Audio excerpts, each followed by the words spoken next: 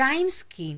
Rhyme scheme அப்படிங்கிற இந்த pattern வந்து அதிகமாக போயிட்ரியில் தான் யூஸ் பண்ணுறாங்க. போயிட்ரியில் கடைசியாக இருக்கக்கூடிய அந்த லைன், அது எண்ட் ஆஃப் த லைனில் தான் இந்த ரைம் ஸ்கீம் அப்படிங்கிற இந்த டிவைஸ் வந்து யூஸ் பண்ணுறாங்க.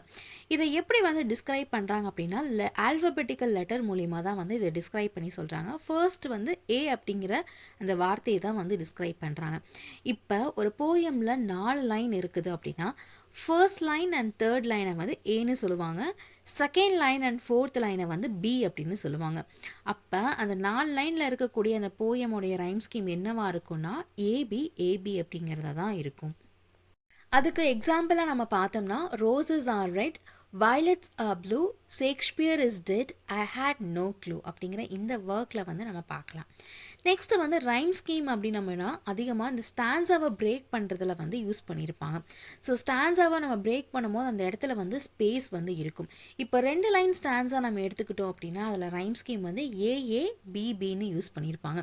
இந்த ரைம் ஸ்கீம்லேயே வந்து நிறைய டைப்ஸும் வந்து இருக்குது. ஃபர்ஸ்ட் டைப் என்ன அப்படின்னா ஆல்டர்னேட்டிவ் ரைம் அப்படின்னு சொல்கிறாங்க. இந்த ரைமை வந்து அதிகமாக பேலட் எழுதுறதுல வந்து யூஸ் பண்ணியிருக்காங்க. இதோட rhyme scheme AB AB, CD CD, EF EF. Next rhyme என்ன அப்படின்னு பார்த்தோம்னா கப்லட் ரைம் அப்படின்னு சொல்கிறாங்க. இது கப்பிள்டு ரைம் அப்படின்னா என்னென்னா பேராக இருக்கும். ஸோ அதை வந்து இது கப்லெட்ஸ் அப்படின்னு சொல்கிறாங்க. ஏஏ பிபிசிசி அப்படிங்கிற இதோட ரைம் ஸ்கீம். தேர்ட் ஒன் வந்து என்க்ளோஸ்டு ரைம். இதை வந்து ஒரு சாண்ட்விச் ரைம்னு சொல்கிறாங்க. சாண்ட்விச் எப்படி இருக்குமோ அந்த மாதிரி தான் அதோட ரைம் ஸ்கீமும் இருக்குமாமா. ஏபிபிஏ, சிடிடிசி இந்த மாதிரி ஒரு ரைம் ஸ்கீம் இருக்கும். நெக்ஸ்ட்டு வந்து சிம்பிளாக ஒரு 4 லைன்ஸ் இருந்தது அப்படின்னா அவங்க வந்து ஒரு சிம்பிள் மெத்தட் தான் யூஸ் பண்ணுறாங்க. ஏபிசிபி அப்படிங்கிற இந்த ஒரு ரைமிங் பேட்டர்ன் தான் வந்து யூஸ் பண்ணுறாங்க. நெக்ஸ்ட் ஒன் வந்து செயின் ரைம் ஸ்கீம். இது எப்படின்னா ஒவ்வொரு ஸ்டான்ஸாக கூடிய ஒரு லிங்க் வந்து இருக்கும் அப்படின்னு சொல்கிறாங்க.